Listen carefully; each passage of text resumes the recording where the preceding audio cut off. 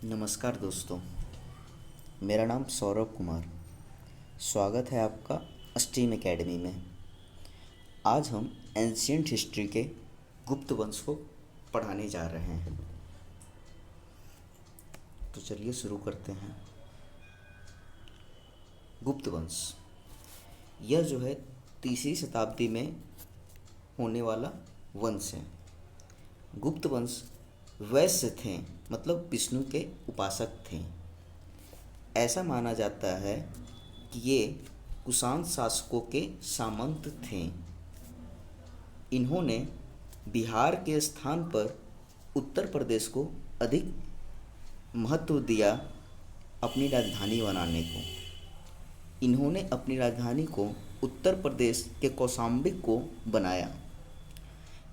इस वंश के संस्थापक श्री गुप्त थे। इस वंश का अगला शासक घटोत्कच था।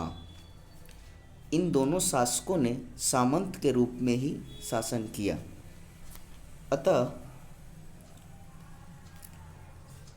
अतः इन्हें वास्तविक संस्थापक नहीं माना जाता है। यह सब जानकारी संक्षिप्त परिचय है गुप्त वंश का।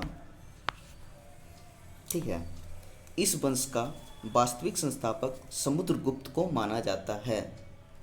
इन्होंने लक्षवी की राजकुमारी कुमार देवी से विवाह किया और इस उपलक्ष्य में उसने राजा रानी प्रकार का सिक्का चलाया। इसके बाद अगला शासक आते हैं इन्हीं के पुत्र, जिनका नाम है समुद्रगुप्त। उनका नाम है समुद्रगुप्त। यह कुमार देवी का पुत्र थे। अतः यह खुद को लक्षवी दौहित्र कहलाना पसंद करते थे। लक्षवी दौहित्र का मतलब होता है लक्षवी का नाती। इनके बचपन का नाम कांच था। समुद्रगुप्त की नीतियां आक्रामक तथा विस्तारवादी थी। इन्होंने उत्तर भारत के 9 राज्य एवं दक्षिण भारत के 12 राज्यों को अपने को पराजित कर दिया और उनसे टैक्स वसूलते थे। इन्हीं के विजय अभियान के कारण समुद्रगुप्त को घरनीबंद कहा जाता था। इसका अर्थ है धरती को बांध कर रखने वाला। इतिहासकार B.S. स्मिथ ने समुद्रगुप्त को नेपोलियन से तुलना की है। पुराण में कहा गया है कि समुद्रगुप्त का घोड़ा 3 समुद्र का पानी पीता था, अर्थात दक्षिण भारत समुद्रगुप्त के सामने नतमस्तक था। 3 समुद्र कहने का अर्थ है अरब सागर, हिंद महासागर, बंगाल की खाड़ी। और ये तीनों प्रांत मतलब कि ये पूरा भारत पे ही राज कर रहा था। जब श्रीलंका के शासक को बुद्ध मंदिर बनवाने के लिए, बौद्ध मंदिर बनवाने के लिए गया में जब श्रीलंका के शासक ने बौद्ध गया में मंदिर बनवाने के लिए अपना एक दूत समुद्रगुप्त के दरबार में भेजा। समुद्रगुप्त ने उन्हें मंदिर बनवाने की अनुमति दे दिया। समुद्रगुप्त की विजय अभियान की जानकारी प्रयाग प्रयस्ती अभिलेख में मिलती है। यह अभिलेख समुद्रगुप्त के दरबारी कवि तथा महासंघ विग्राहक, युद्ध एवं शांति का दूत हरिसेन का है। समुद्रगुप्त का कृष्ण चरित्र पुस्तक की रचना की, जिस कारण से कविराज कहा जाता है। समुद्रगुप्त को कविराज कहा जाता है क्योंकि उन्होंने कृष्ण चरित्र पुस्तक की रचना की है, जिस कारण इन्हें कविराज कहा जाता है। इसे सिक्का मतलब कि इसने सिक्के पर वीणा बजाते हुए तथा सैनिक वेशभूषा में दिखाया गया है। इसे सिक्के पर वीणा बजाते हुए तथा सैनिक वेशभूषा में दिखाया गया है। इससे प्रतीत होता है कि वीणा बहुत ही पुराना वाद्य यंत्र है। समुद्रगुप्त के समय सबसे अधिक प्रचलित सिक्का मयूर शैली का सिक्का था। समुद्रगुप्त के बाद रामगुप्त शासक बना। समुद्रगुप्त के बाद रामगुप्त शासक बना। इन्होंने ज़्यादा टाइम तक शासक नहीं किया।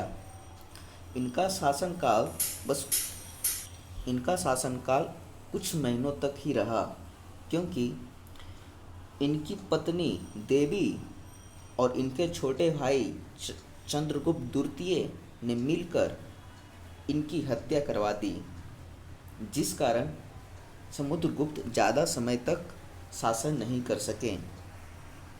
इसकी जानकारी हमें विशाख दत्ता की पुस्तक देवी चंद्रगुप्तम में मिलती है। अब शुरू करते हैं चंद्रगुप्त द्वितीय। यह जो है बहुत ही योग्य शासक थे।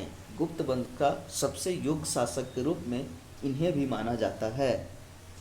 इसने शकों का अंत कर दिया और विक्रम आदित्य की उपाधि धारण की। विक्रमादित्य का अर्थ होता है सूरवीर। इतिहास में कुल 14 शासकों ने विक्रमादित्य की उपाधि धारण की है। इसने चांदी के सिक्के चलाए। यह न्याय का बहुत बड़ा मतलब कि ये न्याय देने में बहुत आगे था। कहा जाए तो इन्होंने न्याय के लिए एक अलग व्यवस्था बनाई हुई थी। इनके न्याय का एक सिंहासन पत्थर का बना था। इसी के समय हिंदू धर्म का सर्वाधिक विस्तार हुआ है। आज जितना भी पर्व, जैसे कि हम लोग दुर्गा पूजा, होली और भी जितना भी हिंदू धर्म का पर्व है, इन्होंने मतलब कि किया। इनके दरबार में संस्कृत के 9 विद्वान रहते थे, जिन्हें नवरत्न कहा जाता था। नवरत्न के सबसे प्रमुख कालिदास, अमरदास, वराहमिहिर, घनबनित्र प्रसिद्ध थे। घनबनित्र एक वैद्य थे। चंद्रगुप्त द्वितीय के दरबार में चीनी विद्वान फाहियान भारत आया था। इसका यात्रा विवरण हो क्यू की में है। चंद्रगुप्त द्वितीय के बाद अगला शासक कुमारगुप्त बना। इसने महायान शाखा के शिक्षा के लिए नालंदा विश्वविद्यालय बनाया। किसने बनवाया? कुमारगुप्त ने नालंदा का विश्वविद्यालय बनवाया। इसे महायान शाखा का ऑक्सफोर्ड कहा जाता है।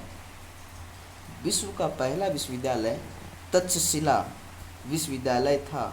इसकी स्थापना राजा तक्ष ने करवाई थी। यह वर्तमान में पाकिस्तान में रावलपिंडी जिला में स्थित है। विश्व का पहला हॉस्टल सुविधा देने वाला विश्वविद्यालय नालंदा विश्वविद्यालय था, जो कि कुमारगुप्त ने बनवाया था। 1198 में ऐबक के सेनापति कुतुबुद्दीन ऐबक के सेनापति बख्तियार खिलजी ने नालंदा विश्वविद्यालय को ध्वस्त करवा दिया। कुमारगुप्त के बाद अगला शासक स्कंदगुप्त बना। धीरे हम गुप्त वंश के विपरीत मतलब कि पतन की ओर बढ़ते चलेंगे। स्कंदगुप्त ने सुदर्शन झील का पुनर्निर्माण करवाया। इसकी अलग से एक जूनागढ़ अभिलेख मिला है, जिसमें यह जानकारी मिलती है कि समुद्रगुप्त ने हुंडों के आक्रमण को असफल कर दिया। बारे में जान लेते हैं।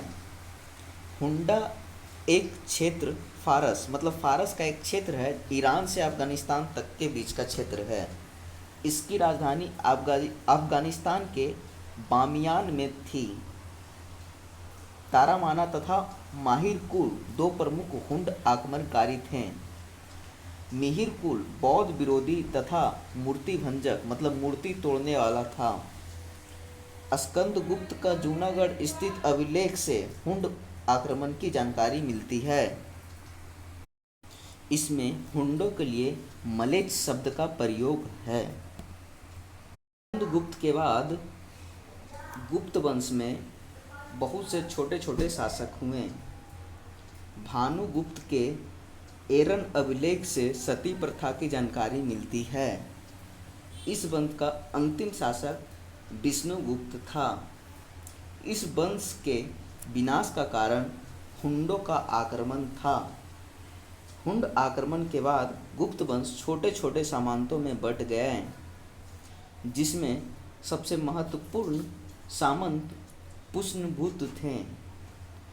आगे चलकर ये वर्धन वंश के रूप में उजागर हुए और अगला लेक्चर में हम वर्धन वंश के बारे में पढ़ेंगे।